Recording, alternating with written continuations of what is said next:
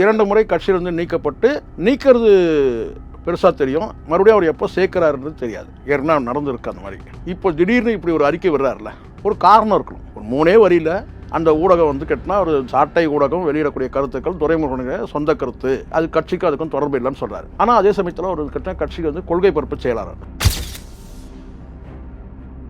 இவர் சொல்கிறாரு என்னன்னு கேட்டிங்கன்னா, அவங்க அந்த சாட்டை ஊடகம் வந்து அவங்க வெளியிடக்கூடிய கருத்துக்கள் வந்து அவருடைய துரைமுருகனுடைய சொந்த கருத்து, கட்சிக்கு அதுக்கும் தொடர்பு இல்லை அப்படின்னு சொல்கிறார். ஆனால் அவர் கட்சியில் வந்து கொள்கை பரப்பு செயலாளராக செயல்படுகிறார் அப்படின்றது கன்ஃபார்ம், அதில் வந்து மாற்றமும் கிடையாது. இப்போ இந்த முடிவு எடுக்கிறதுக்கான காரணம் என்ன? ஏன் அந்த காரணத்தை சொல்லக்கூடாது?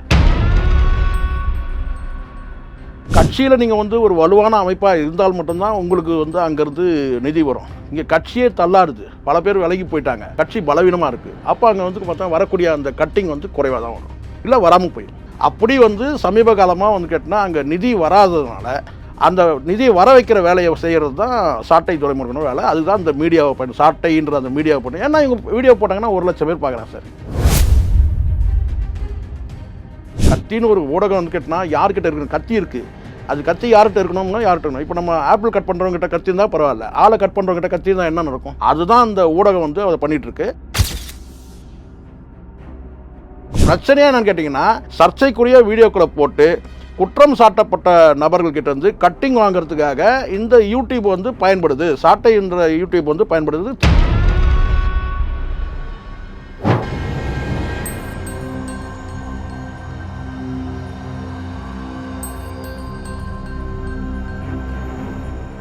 ரியல் ஒன் நண்பர்கள் நேயர்களுக்கு வணக்கம். தொடர்ச்சியாக பல்வேறு தகவல்களை நம்முடைய வாசகர்களுடன் பகிர்ந்து வரும் பத்திரிகையாளர் சேகுவரா ஜெய்சங்கர் அவர்கள் நம்முடைய இருக்கிறார். வணக்கம் சார். வணக்கம் சார். வணக்கம். இப்போ நாம் தமிழர் கட்சி சீமானுக்கும் சாட்டை துரைமுருகனுக்கும் இடையில ஒரு மோதல் போக்கு நிலவிக்கிட்டு இருக்கு அப்படிங்கிற தகவல்கள் வந்துகிட்டே தான் இருக்கு. காரணம் என்ன அப்படின்னா, அந்த சாட்டை யூடியூப் சேனலுக்கும் நாம் தமிழர் கட்சிக்கும் எந்த விதமான தொடர்பும் இல்லை அப்படின்னு சொல்லி சீமான் ஒரு அறிக்கையை வெளியிடுறாங்க.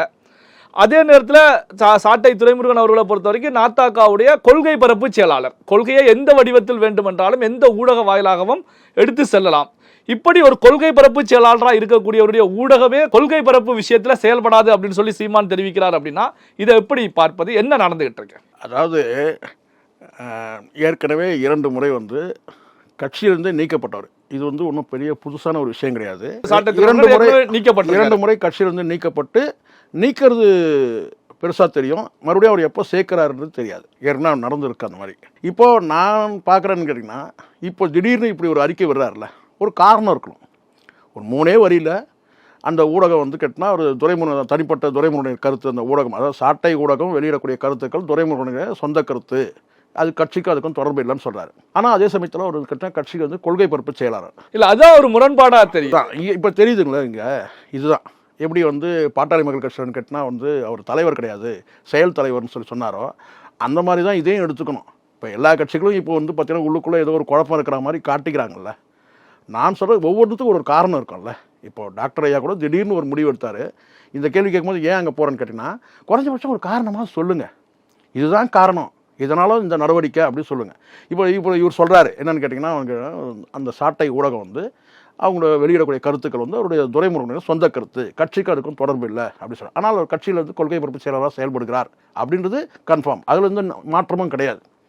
இப்போ இந்த முடிவு எடுக்கிறதுக்கான காரணம் என்ன? ஏன் அந்த காரணத்தை சொல்லக்கூடாது?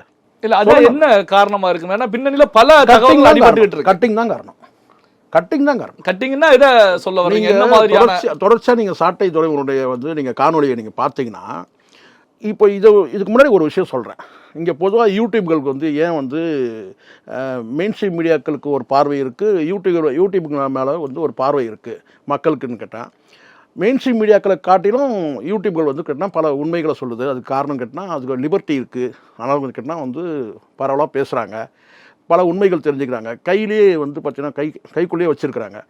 அதனால் வந்து கேட்டால் பலரும் பேசக்கூடியவர்னு கேட்டால் சிலர் இருக்காங்கல்ல, இந்த இன்ஃப்ளூயன்சர், மீடியா இன்ஃப்ளூயன்ஸ், அவங்களாம் வந்து கேட்டால் உண்மையை பேசுகிறாங்கன்ற ஒரு நம்பிக்கை மக்கள்கிட்ட. மெயின்ஸ்ட்ரீம் மீடியாக்களும் பார்த்தீங்கன்னா கிட்டத்தட்ட யூடியூப்பில் அவங்களும் கூட வந்துட்டாங்க. சரிங்களா? இப்போ நான் சொல்ல வரேன் கேட்டால், ஒரு யூடியூப் வந்து கேட்டால் எதுக்காக இதை சொல்கிறேன்னு கேட்டால், சாட்டை துரைமுருகன் ஊடகம் எப்படிப்பட்டதுன்றதுக்காக சொல்ல வரேன் கேட்டால், சில யூடியூப்கள் அது வந்து கேட்டால் யூடியூப் ரூட்டஸ் எடுத்துக்கிட்டிங்கன்னு கேட்டால் ஒரு சார்பு நிலையில் இருக்கும்.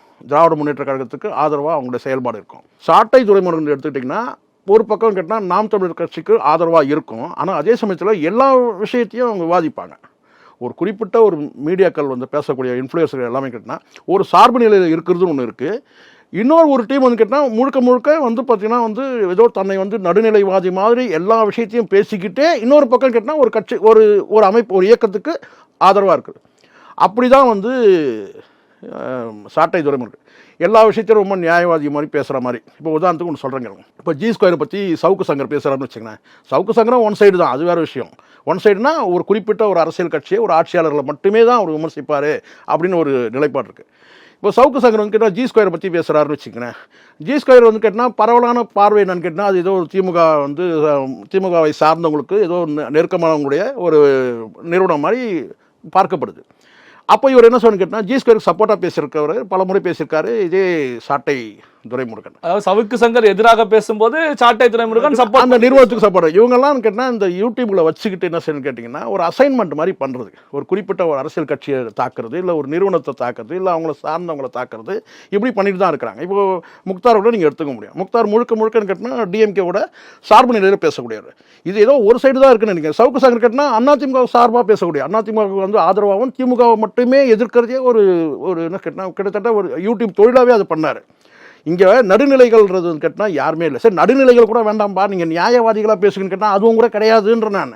இப்போ சவுக்கு சங்கருக்கு வந்து பார்த்தீங்கன்னா என்ன நிலையோ அதே நிலைப்பாடு தான் வந்து சாட்டை துரைமுருகனுக்கும். சாட்டை துரைமுருகன் இப்போ என்ன பண்ணிருக்கோம், ஒரு அசைன்மெண்ட்டு என்ன கேட்டால், இப்போ நீங்கள் கடந்த அவருடைய காணொலி பார்த்துட்டு வந்தீங்கன்னா வைகுண்டராஜன் அந்த தாஜ்மஹல் கொள்ளை அந்த விவகாரத்தில் தொடர்புடையதாக பேசப்படுறாரு இல்லையா. வைகுண்டராஜனை பற்றி முழுக்க அந்த 2 காணொலி போட்டிருக்கிறாரு. அதில் பார்த்தீங்கன்னா ஹெட்டிங் தலைப்பெல்லாம் பார்த்தீங்கன்னா 1,00,000 கோடி கொள்ளை, ஏதாவது டேட்டா இருக்கா, அதெல்லாம் கிடையாது, 1,00,000 கோடி கொள்ளை. அவர்கிட்டையும் ஒரு மீடியா இருக்குது, வைகுண்டராஜன் தான் அந்த நியூஸ் 7 உங்களுக்கு தெரியும். அந்த மாதிரி இவங்கன்னா வந்து ஒரு குறிப்பிட்ட ஒரு இலக்கு வச்சு ஒரு தொழில் அதிபரை அல்லது கேட்டால் இந்த மாதிரியான வந்து ஒரு இல்லீகல் பிஸ்னஸ் பண்ணக்கூடியவங்களை வந்து அட்டாக் பண்ணி ஒரு செய்தியை வெளியிடுறது. இப்போ அந்த செய்தியை வெளியிட்ட உடனே கேட்டால் இப்போ நல்லா தெரியும் உங்களுக்கு அந்த கட்சியோட நிலைப்பாடு வந்து கேட்டால் உங்களுக்கு தெரியும். ஏற்கனவே ஒரு சீமான் வந்து கேட்டால் வந்து மலையை காணும், குன்றை காணும், அதை காணும், இதை காணும், பூவை காணும், இலையை காணும், மரத்தை காணும், அது எல்லாம் இயற்கை வளங்களை பாதுகாக்கணும் அப்படிலாம் பேசக்கூடியவர் தான். ஆனால் 2 காணொலிகள் வந்து கடந்த இந்த ஏப்ரல் மாதத்தில் 2 காணொலி போட்டிருக்கிறாரு சாட்டை துரைமுருகன். அந்த மாதிரி ஒரு சூழ்நிலையில் வந்து கேட்டால் இவர் என்ன கேட்டால் வந்து அந்த ஊடகத்துக்கும் எனக்கும் தொடர்பு இல்லைன்னு பேசுகிறார். ஒரு செய்தியை போட்டிருக்காரு. என்ன காரணம்? இல்லை, அதான் என்ன காரணம்? அப்போ இங்கே வந்து 2 வீடியோ வந்து இந்த வைகுண்டராஜன் குறித்த வீடியோக்கள் வெளிவருவது சீமான் அவர்களுக்கு பிடிக்கலையா? என்ன காரணம்? எனக்கு வந்து தகவல் கேட்டிங்கன்னா வழக்கமாக வந்து ஒரு கட்டிங் வந்து அங்கேருந்து வந்துக்கிட்டு இருக்கு. சில பேர் இருக்கிறாங்க சார், இந்த மணல் கொள்ளை ஈடுபடக்கூடிய இந்த இல்லீகல் பிஸ்னஸ் யாருன்னு நிறைய பேர் சொல்கிறாங்க. நமக்கு பரிச்சயமான பேர்கள் வந்து இந்த கரிகாலன் இவங்கெல்லாம் சொல்கிறாங்க இல்லையா, வைகுண்டராஜன் இவங்ககிட்ட ஒரு கணிசமான தொகை வந்து கேட்டால் மாதாந்திர தொகை அல்லது கேட்டினா வந்து வருடாந்திர தொகை அல்லது வந்து கேட்டால் 6 மாதத்துக்கு ஒரு முறை இந்த கோட்டலி இந்த மாதிரி கேட்டால் ஒரு பெரிய தொகை வந்து இவங்க தொடர்ச்சியாக வாங்குறாங்க. ஏன்னா திரள் நிதி வந்து கேட்டால் இவர் வந்து பார்த்தீங்கன்னா அங்கே முட்டியாச்சு, கடைசி வரைக்கும் முட்டியாச்சு. அதனால் கேட்டால் வந்து வெளிநாடுகள்லேருந்து வரக்கூடிய நிதி வந்து திரள் நிதி வரதுக்கான வாய்ப்பு வந்து இல்லை. அப்போ முழுக்க இங்கே உள்ளே இருக்கிற நிதி தான், ஸ்டேட்டுக்குள்ளே இருக்கிற நிதி தான். இன்னும் அதுவும் தென் மாவட்டங்களில் இந்த மாதிரி இல்லீகல் பிஸ்னஸ் பண்ணுறவங்க கிட்ட வந்து ஒரு கனெக்ஷன் வச்சுக்கிட்டு அந்த நிதி மூலமாக தான் அந்த கட்சியே நடக்குது, இயங்குது. அப்போ அங்கேருந்து கேட்டால் கட்சியில் நீங்கள் வந்து ஒரு வலுவான அமைப்பாக இருந்தால் மட்டும்தான் உங்களுக்கு வந்து அங்கேருந்து நிதி வரும். இங்கே கட்சியே தள்ளாடுது, பல பேர் விலகி போயிட்டாங்க, கட்சி பலவீனமாக இருக்குது. அப்போ அங்கே வந்து பார்த்தா வரக்கூடிய அந்த கட்டிங் வந்து குறைவாக தான் வரும், இல்லை வராமல் போயிடும். அப்படி வந்து சமீப காலமாக வந்து கேட்டால் அங்கே நிதி வராததுனால அந்த நிதியை வர வைக்கிற வேலையை செய்கிறது தான் சாட்டை துரைமுருகனோட வேலை. அதுதான் இந்த மீடியாவை பண்ணி சாட்டைன்ற அந்த மீடியாவை பண்ணி. ஏன்னா இவங்க வீடியோ போட்டாங்கன்னா 1,00,000 பேர் பார்க்குறாங்க சார். உடனே அதை வந்து பார்த்தீங்கன்னா அதை ஒரு கருவியாக வச்சுக்கிட்டு என்னென்னு கேட்டால் அவங்கள அட்டாக் பண்ணி அப்போ உடனே என்ன செய்வான்னு கேட்டால் இவர் ஒரு 2 காணொலி போட்டார்னா உடனே என்ன செய்வாங்க, யார்கிட்ட பேசுவாங்க, அந்த கட்சி தலைமையிட்ட பேசுவாங்க. இப்படி தான் அந்த வந்து கிட்டத்தட்ட கத்தி மாதிரி பயன்படுத்துது. கத்தின்னு ஒரு ஊடகம் வந்து கேட்டால் யார்கிட்ட இருக்கணும், கத்தி இருக்குது, அது கத்தி யார்கிட்ட இருக்கணும்னா யார்கிட்ட இருக்கணும். இப்போ நம்ம ஆப்பிள் கட் பண்ணுறவங்ககிட்ட கத்தி இருந்தால் பரவாயில்ல, ஆளை கட் பண்ணுறவங்ககிட்ட கத்தி இருந்தால் என்ன நடக்கும்?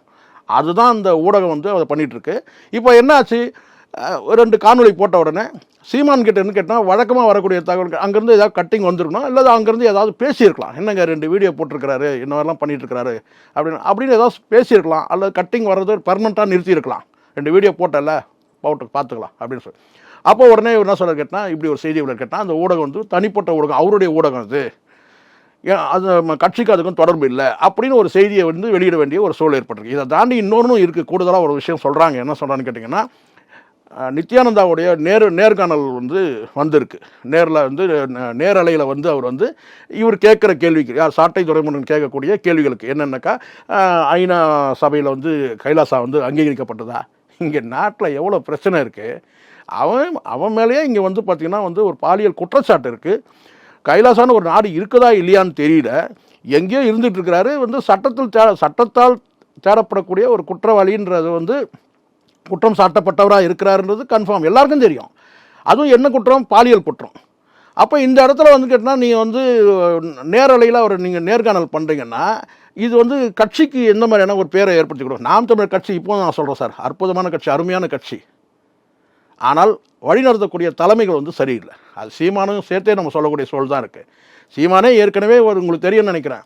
இப்போது நித்யானந்தா அந்த ஒரு ஆடியோ ஏற்கனவே வந்தது. அவர் நித்யானந்தா குறித்து சீமான் பேசுனது என்ன பேசியிருக்காருன்னா, அவர் வந்து நிறைய பணங்காசு இருக்குது, நகை நட்டுக்கிறது பற்றியெல்லாம் எனக்கு பிரச்சனை இல்லை, வெள்ளை ஃபிகராக வந்து வெளிநாட்டு ஃபிகராக வச்சுருக்க ரொம்ப ஏக்கத்தோடு ரொம்ப வாஞ்சியோடு பேசுனதான் நம்ம கேட்டோம்.